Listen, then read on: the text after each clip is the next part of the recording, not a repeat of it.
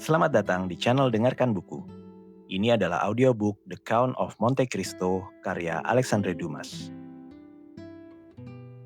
Bab 59. Wasiat. Begitu Barrois meninggalkan ruangan, Nortier menatap Valentine dengan ekspresi penuh arti, seakan menyampaikan banyak hal tanpa suara. Gadis muda itu memahami tatapan itu dengan sempurna, dan Villefort pun demikian. Wajahnya langsung muram, alisnya mengernyit marah. Ia duduk tenang, menunggu kedatangan notaris. Nortier melihatnya duduk seolah acuh tak acuh, lalu melirik Valentine. Isyarat jelas bahwa ia juga harus tetap di ruangan itu. 3/4 jam kemudian Barrois kembali, membawa notaris bersamanya. "Tuan," kata Villefort setelah salam pembuka selesai. "Anda dipanggil oleh Monsieur Nortier yang duduk di hadapan Anda." Seluruh anggota tubuhnya lumpuh total. Suaranya pun telah hilang. Bahkan kami sendiri sering kesulitan menangkap maksudnya. Nortier melemparkan pandangan memohon pada Valentine. Tatapan yang begitu tegas dan mendesak hingga ia segera menjawab.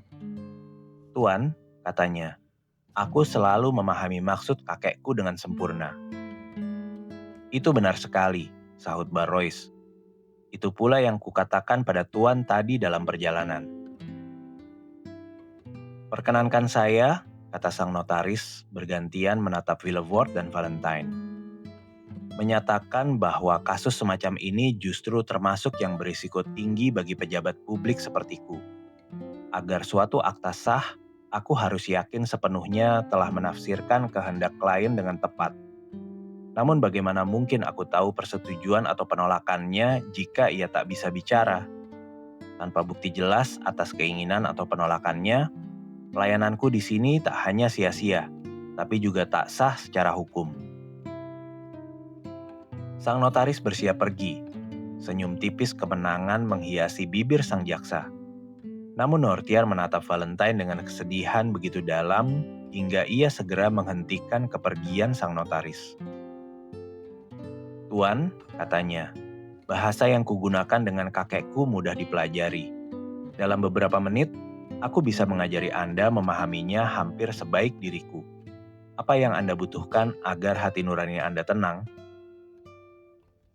Agar akta ini sah, aku harus yakin akan persetujuan dan penolakan klien. Sakit fisik tak mengurangi keabsahan, tapi kewarasan pikiran mutlak diperlukan."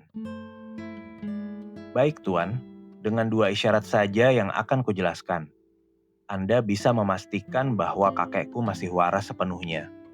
Monsieur Noirtier, karena tak bisa bicara atau bergerak, biasa menyampaikan maksud dengan menutup mata untuk iya dan mengedipkan mata untuk tidak. Kini Anda cukup tahu untuk berbicara dengannya. Coba saja." Nortier menatap cucunya dengan penuh kasih dan terima kasih. Ekspresi yang bahkan sang notaris pun pahami. "Anda mendengar dan memahami apa yang dikatakan cucu Anda, bukan, Tuan?" tanya sang notaris. Nortier menutup mata. "Dan Anda setuju dengan penjelasannya bahwa isyarat itulah yang biasa Anda gunakan?" "Ya." "Apakah Anda yang memanggilku?" "Ya." "Untuk membuat surat wasiat?" "Ya."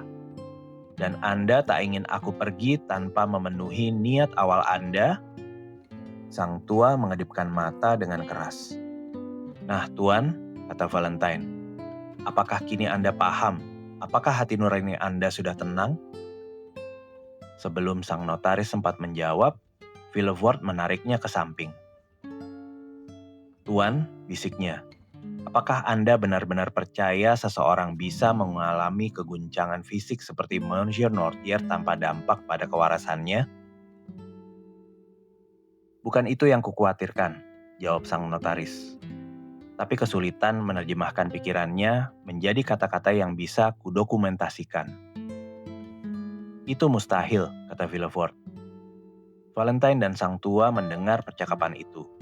Nortier menatap cucunya begitu intens hingga ia merasa wajib menjawab. "Tuan," katanya, "jangan khawatir. Meski tampak sulit, Aku bisa menebak dan menjelaskan pikiran kakekku hingga semua keraguan Anda lenyap. Selama 6 tahun bersamanya, pernahkah ia punya pikiran yang tak kumengerti? Tidak, isyarat sang tua. Kalau begitu mari kita coba, kata sang notaris. Apakah Anda menerima nona ini sebagai juru bahasa Anda, Monsieur Nortier? Ya. Baik tuan, apa yang Anda inginkan dariku? Dokumen apa yang ingin Anda buat? Valentine menyebut alfabet satu persatu hingga huruf W. Saat itu mata Nortier bersinar, isyarat untuk berhenti. Jelas sekali Monsieur Nortier menginginkan huruf W, kata sang notaris. Tunggu, kata Valentine lalu berpaling ke kakeknya. Wa, we, wi, sang tua menghentikan di suku kata terakhir. Valentine mengambil kamus. Sang notaris mengamatinya, membalik halaman, jari garis itu menyusuri kolom-kolom itu perlahan, hingga sampai pada kata wasiat. Mata Nortier langsung memerintahkannya berhenti. Wasiat, kata sang notaris. Jelas sekali Monsieur Nortier ingin membuat wasiatnya. Ya, isyarat sang lumpuh. Sungguh luar biasa tuan, seru sang notaris yang tercengang, berpaling ke Monsieur de Villefort. Ya, jawab sang jaksa, dan kurasa isi wasiatnya akan jauh lebih luar biasa lagi. Bagaimana mungkin wasiat ini dibuat tanpa campur tangan Valentine? Padahal ia sendiri mungkin terlalu berkepentingan dengan isinya, hingga tak layak jadi juru bahasa atas kehendak samar kakeknya. Tidak, mata sang tua membatah tegas. Apa maksudmu? Tanya Villefort. Apakah Valentine tidak berkepentingan dalam wasiatmu? Tidak. Tuan, kata sang notaris yang kini sangat tertarik, dan bertekad menceritakan adegan luar biasa ini ke seluruh Paris. Yang tadi kurasakan mustahil kini jadi mudah. Wasiat ini bisa sah selama dibacakan di hadapan 7 saksi, disetujui pewaris dan disegel di hadapan mereka. Waktuku tak lebih lama dari wasiat biasa. Prosedurnya standar. Rinciannya akan kudapat dari keadaan keuangan tuan dan dari Anda sendiri yang mengelolanya. Tapi agar tak digugat, aku ingin memberinya otoritas maksimal. Jadi seorang rekan akan membantuku, meski itu tak lazim. Apakah Anda setuju, tuan? Ya, jawab mata sang tua. Bersinar gembira karena maksudnya dipahami. Apa yang akan ia lakukan? Pikir Villefort, yang harus menjaga sikap tenang tapi penasaran luar biasa pada niat ayahnya. Ia keluar sebentar untuk memanggil notaris kedua.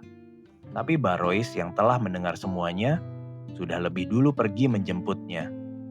Sang jaksa lalu menyuruh istrinya naik. Dalam 1/4 jam, semua berkumpul di kamar sang lumpuh, termasuk notaris kedua.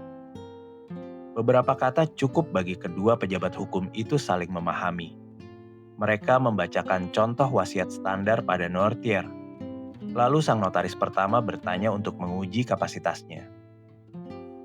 Saat seseorang membuat wasiat, biasanya demi kepentingan atau merugikan seseorang. Ya, apakah Anda tahu pasti jumlah kekayaan Anda? Ya, aku akan sebutkan jumlah yang meningkat bertahap. Hentikan aku saat mencapai jumlah yang Anda miliki. Ya, ada semacam kekhidmatan dalam interogasi ini. Tak pernah perjuangan pikiran melawan tubuh terlihat begitu nyata. Mereka membentuk lingkaran di sekitar sang orang tua. Notaris kedua duduk, siap menulis, sementara yang pertama berdiri di hadapan pewaris. Kekayaan Anda melebihi 300.000 franc, bukan? Nortier mengangguk dengan matanya. 400.000 franc? Matanya diam. 500.000? 600.000? 700.000? 800.000? 900.000? Nortier menghentikannya di angka terakhir. Jadi Anda memiliki 900.000 franc? Ya. Dalam bentuk tanah? Tidak. Saham? Ya. Saham itu ada di tangan Anda sendiri? Mata Nortier menatap Barrois, isyarat bahwa ada sesuatu yang perlu diambil. Sang pelayan tua segera pergi, lalu kembali membawa peti kecil. Bolehkah kami buka peti ini? Nortier menyetujui. Di dalamnya terdapat 900.000 franc dalam bentuk surat berharga bank. Sang notaris memeriksa satu persatu, lalu menyerahkannya pada rekannya. Jumlahnya persis seperti yang dikatakan Nortier. Semuanya benar. Jelas sekali pikirannya masih tajam dan kuat. Lalu berpaling ke sang orang tua. Jadi Anda memiliki modal 900.000 franc yang dengan cara investasi Anda menghasilkan sekitar 40.000 livre per tahun? Ya. Kepada siapa Anda ingin mewariskan kekayaan ini? Oh, seru Madame de Villefort. Tak perlu diragukan lagi, Monsieur Nortier sangat mencintai cucunya, Mademoiselle de Villefort. Dialah yang merawatnya selama 6 tahun dan dengan pengabdiannya, ia telah mengamankan kasih bahkan rasa terima kasih kakeknya. Wajar saja jika ia menuai hasil pengabdiannya. Mata Nortier menunjukkan bahwa ia tak tertipu oleh kepura-puraan sang menantu.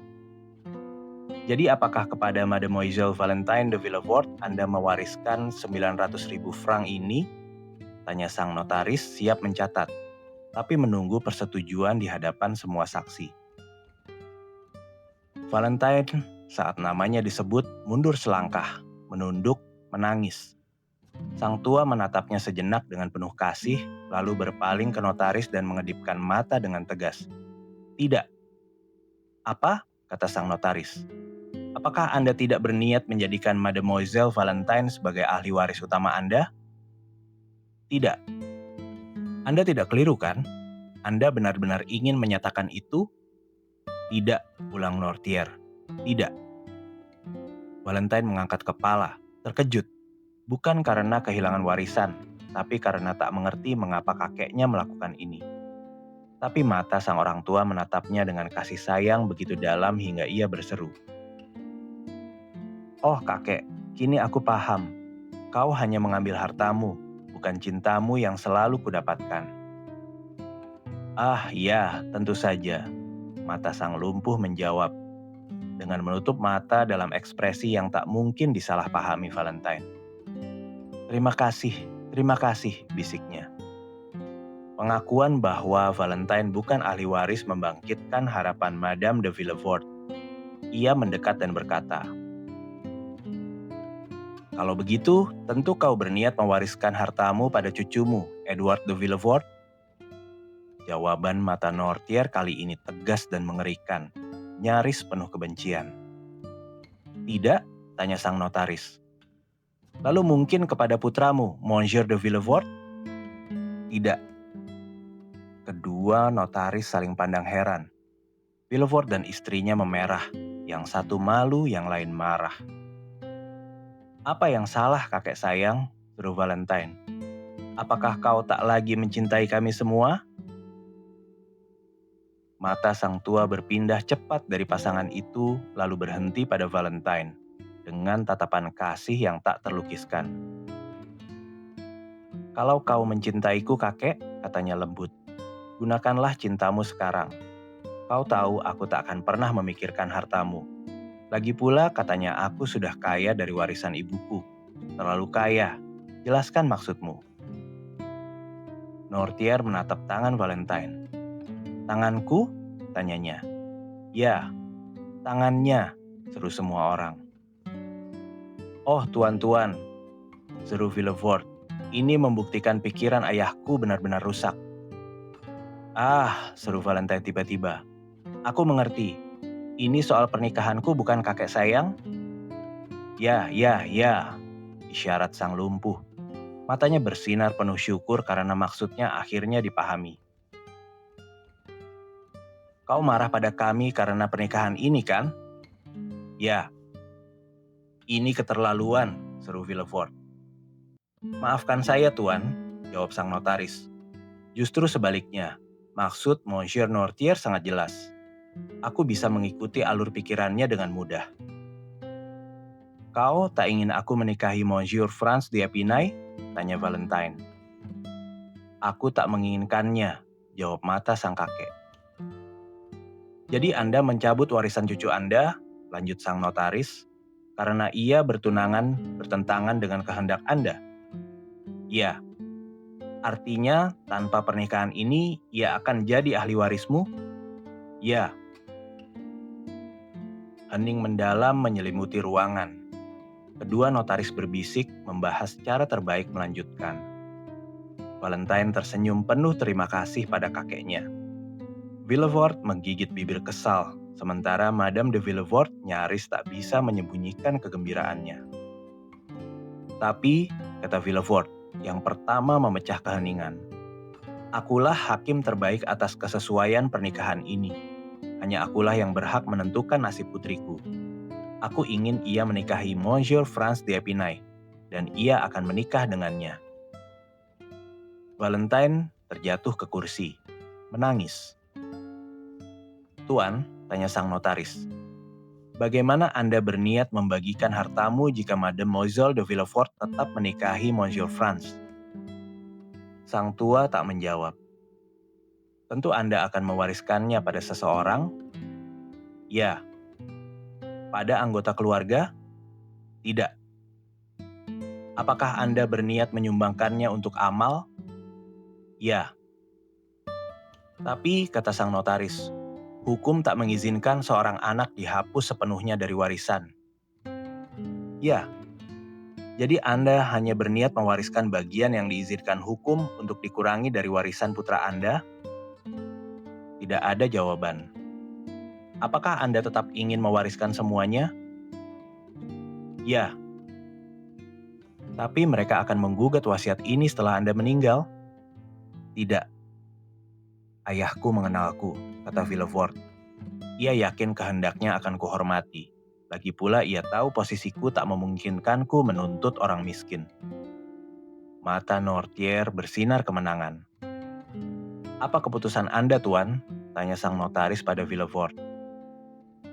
Tidak ada, Tuan. Ini keputusan ayahku. Dan aku tahu ia tak pernah berubah pikiran. Aku pasrah. 900.000 franc ini akan keluar dari keluarga untuk memperkaya rumah sakit. Tapi konyol rasanya menuruti kemauan orang tua yang keras kepala. Aku akan bertindak sesuai hati nuraniku. Setelah berkata demikian, Villefort pergi bersama istrinya, membiarkan ayahnya bebas berbuat sesuka hati. Hari itu juga wasiat dibuat. Saksi-saksi didatangkan. Disetujui sang tua. Disegel di hadapan semua orang, lalu diserahkan pada Monsieur Deschamps, notaris keluarga.